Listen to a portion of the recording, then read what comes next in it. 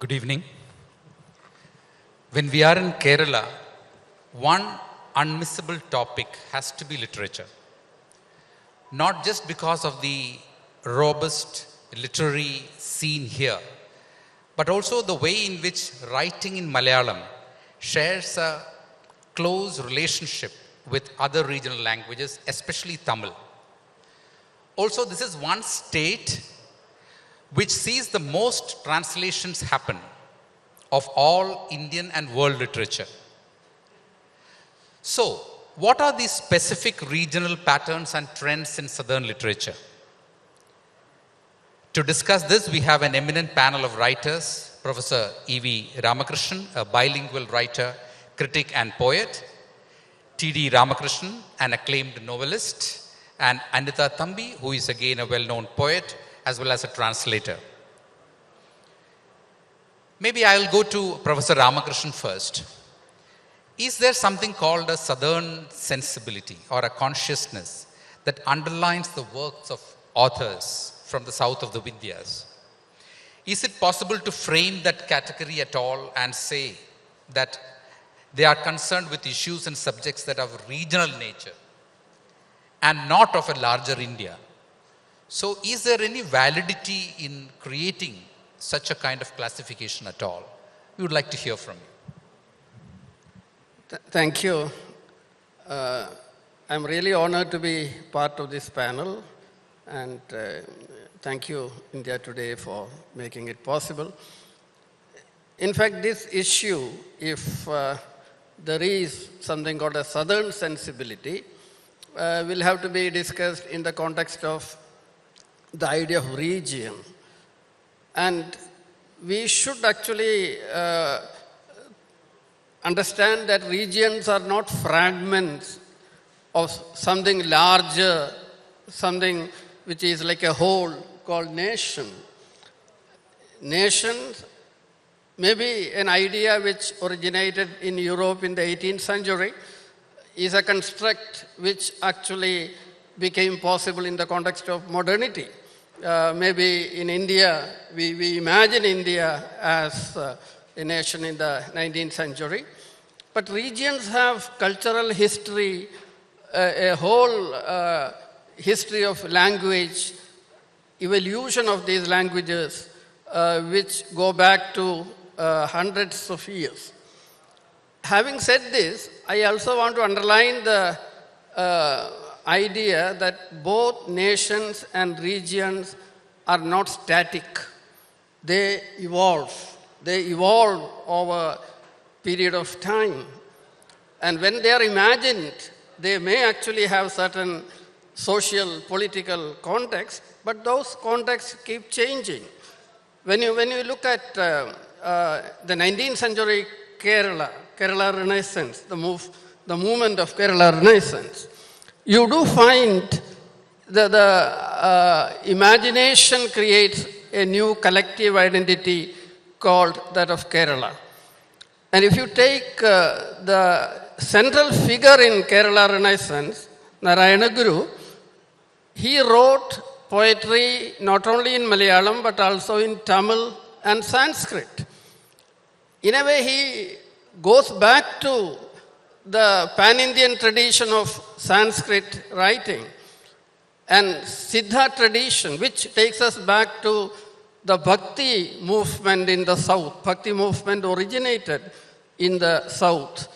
So you find in the very creation of the kind of anti-caste resistance, which actually made it possible to imagine a new Kerala based on social justice, emancipation of the marginalized, etc., you find a larger southern sensibility at work.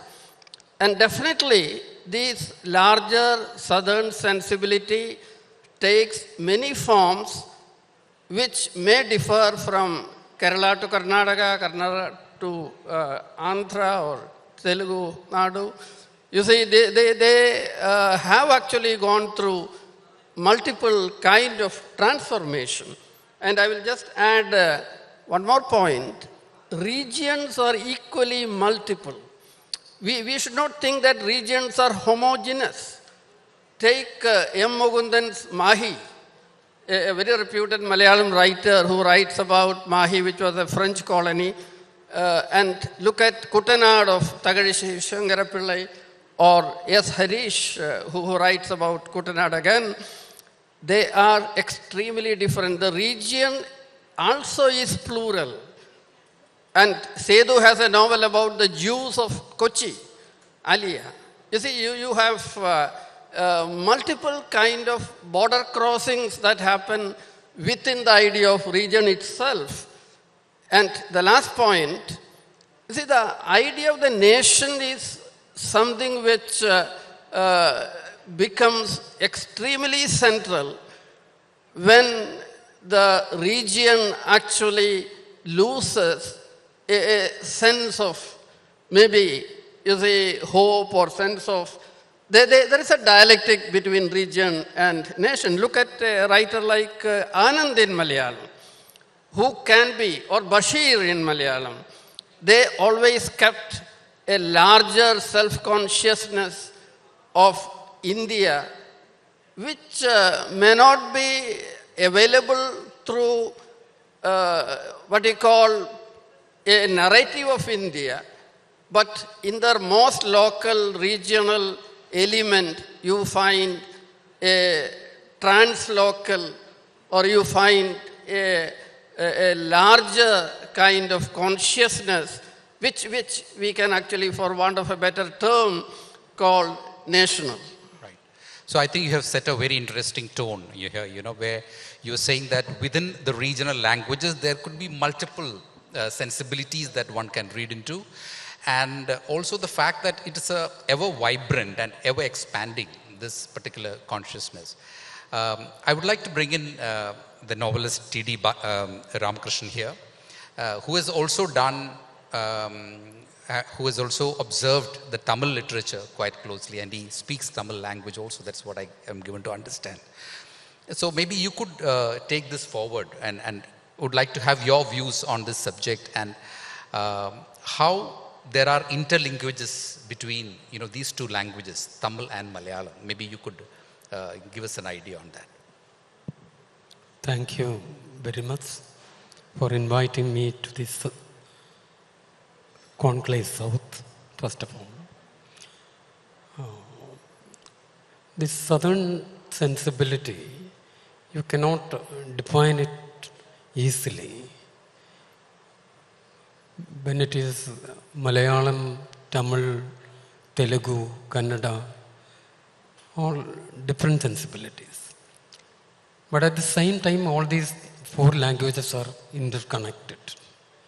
The southern sensibility definition also having some problem, I think.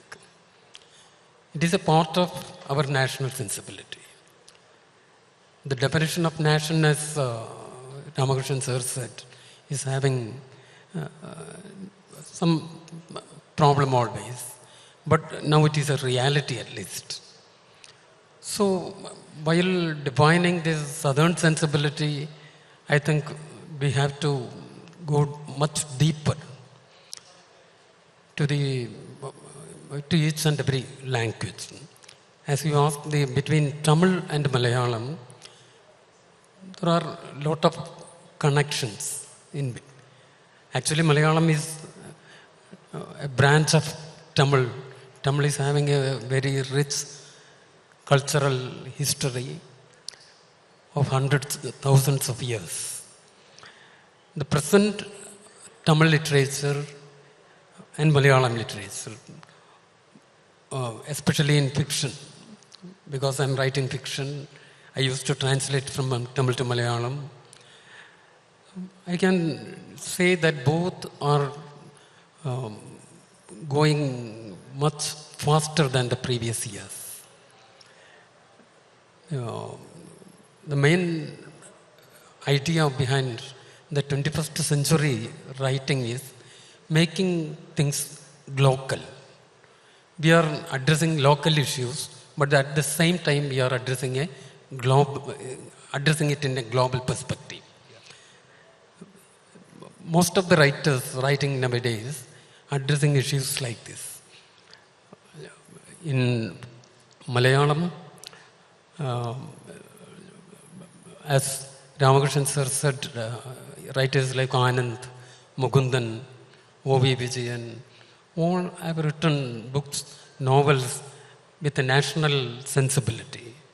Even M.T. Vasudevan Nayar's Randam Muyam, you can see how the myths and epics can be rewritten in a new perspective. But the important thing nowadays is that the national thinking, the concept of nation is under question nowadays. We writers find it very difficult to address the new situations. India is undergoing a very, very bad phase in her history, especially after the emergency, I think. So we writers are trying to express our views, make writing as a political activity. For me at least, writing is a political activity. Against the power which is trying to destabilize the very concept of India, we are fighting against it. We want a united India. Unfortunately, the present condition is all type of injustice, control, everything is happening, whether it is language, food, dress, everything, it is being controlled with some hidden interest. So writers naturally write against it, write against the present power structure. That is the new sensibilities coming up. It is having an international, a global perspective. My own novel about Sri Lanka or about Uganda, or while writing about Sri Lanka, I am writing about India. Right. So, yes, I want to come to that particular aspect a little later, writing as a weapon of expression and questioning the authority. I would like to bring in Anita Thambi into this. She's a poet, so she's the poet among the group. What has been your experience when it comes to, looking at the language? I know that every writer loves the language he or she writes in. Have you been tempted any time to write in English, and you have been a translator also? How do you address this question? I mean, is there a pertinent difference between a regional writer and a national, sensibility? Thank you, Arun. No, I have never been tempted to write in English because basically I am a poet. Poetry, is a language creature. It happens only within the language, and I cannot even think of writing in any language other than my mother tongue. Now, talking about South, I can't help sharing with you an experience I had while trying to give a title to one of my poems. The poem was about, it was part of an attempt to capture South in its elements. And then I started finding words looking for words like, Tekkota, Tekkuna, like South, towards South, from South. And then suddenly my mother, who was standing near me, who normally is not involved in anything I write, suddenly, stood up and came to me and said, "No way, you are not going to use any of those words as a title of your poem, because those are all ominous words. It evokes death, end, fall, deterioration, and going south in English and in Native American languages, everything, it has a negative meaning. So the point is, the meaning of South, as it is deeply set in language. And it's a very negative language. No wonder why, the southern regions, despite their cultural richness, are facing poverty, there are discriminations in power, inequalities in power, etc. Is there a southern consciousness? I believe there is. I think it goes back to, like EV Ramakrishnan was telling, it goes back to several centuries before, from the Bhakti poetry of Tamil Nadu, from the Vachana poetry of Kannada, and the later movements in all these regions. And one thing that connects all this, I think, is, going beyond the stratas of gender and caste and power and for a larger spirituality. And it was done in common people's language, everyday language and experiences, without mediators. For a larger spirituality, you speak to God. I think that is something which is common beyond the languages, beyond the geographies shared by all South Indian people. Sometimes it lies dormant for long periods, but I think it is there, and when challenged, I hope it comes up always. Great. I want to bring this question to Mr. Ramakrishnan, Professor Ramakrishnan, about the unique experimentation that is happening in the regional literature. We have been talking about authors who write about experiences outside this particular state, but in the mother tongue. We have had experiences from Mukundan, from O.V. Vijayan, and very recent, like Benjamin, which we discussed.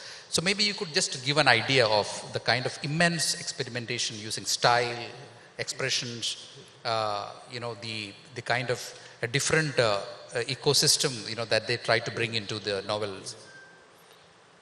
I think this is a very important question when you look at southern languages. The shift in the sensibility never comes from within. Though it will use resources from within, the impetus will come from outside. You can see this in painting, you can see this in other media. It's the exposure of the artist, the novelist. And in that context, we have already spoken about translation. Malayalam sensibility has always had a certain openness towards what you call a larger kind of cosmopolitan world. Look at the movement of modernist shift happening in the 50s and 60s. Somebody like O.V. Vijayan moving to Delhi and creating a novel called Kazakh and Itihasam, Legends of Kazakh, which divides Malayalam fiction into pre-Kazakh and post-Kazakh. Somehow its language actually captivates you. It has a certain kind of magic. It casts a spell on you. And this cannot come from experience alone. Vijayan's own exposure to world fiction. Vijayan has been a very well-read person. He has been a cartoonist. He has been a political commentator. And this is true of many of these. I mentioned Mukundan. He knows French. You look at Anand, who has traveled all over India. All these writers. We also have to keep Kamala Das and many women writers. Somebody like Sarah Joseph. Look at the new generation. T.D. Ramakrishnan is here. Look at K.R. Meera, Benjamin, and a large number of novelists. They move out of their comfort zones. Benjamin's novel, Adu Jeevitham, which has sold over 100,000 copies or even more, was the first novel to actually critique this whole diaspora experience. He actually makes a break from a certain way of looking at the diaspora experience. And his Jasmine Days, which has won JCB Prize, the whole novel is located in the what you call Jasmine Revolution. And Malayali constantly is looking at world fiction. Marquez has been a major influence. There have been other influences, the way they assimilate the new and also use the critical narrative kind of experiments from world fiction to articulate their own local and regional experience, that actually has given a certain, what you call, edge to Malayalam literature in general. Wonderful. Yeah. In fact, I wanted to bring in the experience of Mr. T.D. Ramakrishnan, when you did your Sugandhi novel, or, the Mama Africa. How has been your experience in, inventing the style, inventing, the kind of characters? Could you just take us very briefly, through that? I mean, because your novels have marked, severe experimentation when it comes to Malayalam literature. In 21st century, there was a challenge from other media to the books, especially literature. So we writers forced to change our way of writing, narration, language, plot, everything. Naturally, I myself also changed my perspective of literature in that. The new literature, or what is the literature of 21st century, is addressing readers who are very much exposed to other media and other information. So, while writing Sugandhi, it is about the post-Civil War or Civil War of Sri Lanka. I have to go much deeper to the realities of that place.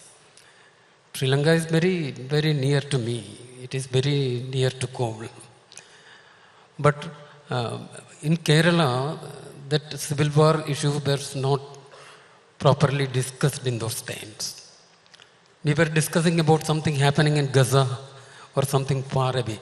I'm not saying that it is not real issues, but Sri Lanka is much closer to us and we have to discuss them. So I thought it is an important subject, so I have made much research and interviewed so many people and go to the myths, history, everything of that country, then developed the plot and characters, Sugandhi. But when I have written my next novel, that is about Africa, also the same thing, the life of African people, the Idi Amin's period there. But my fifth novel, I don't know whether you have read it or not, it is Andhra Badirar Mogar in Malayalam. Hindi translation was just released by Bhubaneswar Publications, named Walnut Publications. It is about the Kashmir. The Kashmir issue of the past 2 years of the Kashmir issue. So we are addressing the latest political and socio-economic changes happening in the society. As a writer, it is my responsibility to speak the truth. Can you just give me an idea of how you went about the Kashmir story? How did you approach it? Because the latest book. I was watching television about our Independence Day parade of that after the 370 withdrawal. What I thought, the whole nation is celebrating Independence Day. And for the past 10 days of that particular day, the whole Kashmiri people don't have any access to the outside world. They cannot celebrate. They are weeping. The state was undersized. They don't have telephone. They don't have internet. They don't have any mode of outside contact. And we are celebrating. I thought what happened for a woman in Kashmir. My character's name is Fatima Nilofer. how Fatima Nilofer experienced that reality of Kashmir life.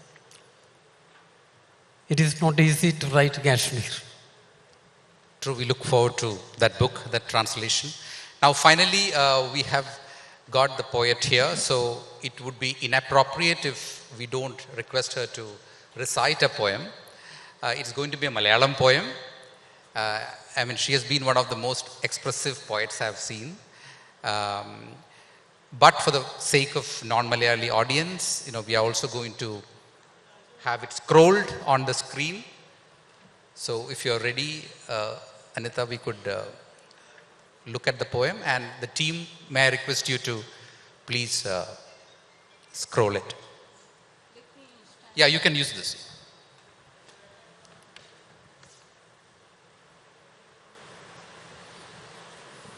I'll happily read the poem than, talk for a little more. This poem, which is titled Alappuzha Vellam, it's in English they call it Alappuzha water, different water. It's a poem that tries to discuss the geopolitical and language structures and hierarchies and the experience reality of it. So it took off from a question I was asked by one of our senior poets, who I used the word jalam. I used the word, it's shown there. Use the word jalam, and a senior poet, master poet, Atur, asked me, why did you use jalam? Why did you not use the local word vellam? The question, followed me for more than a decade, and then I realized that vellam is not a word that could be substituted for jalam. It's an altogether different world of meanings and powers and experiences. I'll read the poem.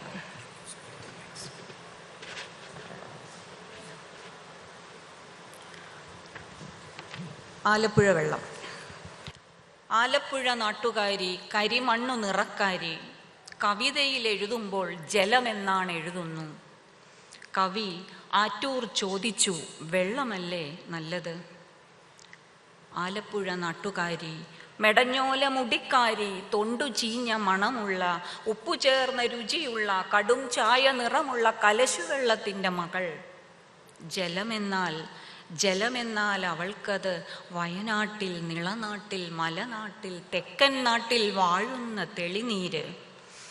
വാനിൽ നിന്നും അടർന്നത്, നിലം തൊടും മുൻപുള്ളത്, മണമില്ലാത്തത്, മണ്ണിനാഴങ്ങൾ തരുന്നത്, നിറമില്ലാത്തത്, ദൂരം ഉയരങ്ങൾ കാൺമത്, സമതലങ്ങളിൽ വാടിക്കിടന്നു പോകാത്തത്. അതിനുണ്ട് ദേവതകൾ, അഴകുള്ള കോവിലുകൾ, നിത്യപൂജ, നൈവേദ്യം, ആണ്ടുതോറും കൊടിയേറ്റം, തുമ്പിയാട്ടും കൊമ്പന്മാർ, തുളുമ്പുന്ന പുരുഷാരം. ആലപ്പുഴ പൂഴിമണ്ണ് തിരളുന്നതാണ് വെള്ളം. ആലപ്പുഴ പൂഴിമണ്ണ് തിരളുന്നതാണ് വെള്ളം. അത് കറ പിടിക്കുന്നു, നനയ്ക്കുന്നു, കുളിക്കുന്നു, അത് നൊന്തു കിടക്കുന്നു, എഴുന്നേറ്റ് നടക്കുന്നു. ഇണവെള്ളം തീണ്ടാതെ ഉറങ്ങാതെ കിടക്കുന്നു. അരമുള്ള നാവുള്ള മെരുക്കമില്ലാത്ത വെള്ളം, തെളിയാൻ കൂട്ടാക്കാത്ത കലക്കമാണതിനുള്ളം. അവനവൻ ദേവത, അകംപുറം ബലിത്തറ, തുഴ, ചക്രം, റാട്ടുകൾ, ചങ്ക് പൊട്ടി പാട്ടുകൾ, മണ്ടപോയ കൊടിമരം, മഞ്ഞോല ചെവിയാട്ടം. ചാകരയ്ക്ക് തുറപോലെ തുള്ളുന്ന മഴക്കാലം, ചൊരിമണൽ പഴുത്തു തീ തുപ്പുന്ന മരുക്കാലം. കവിഞ്ഞിട്ടും കുറുകിയും കഴിച്ചിലാക്കുന്ന വെള്ളം.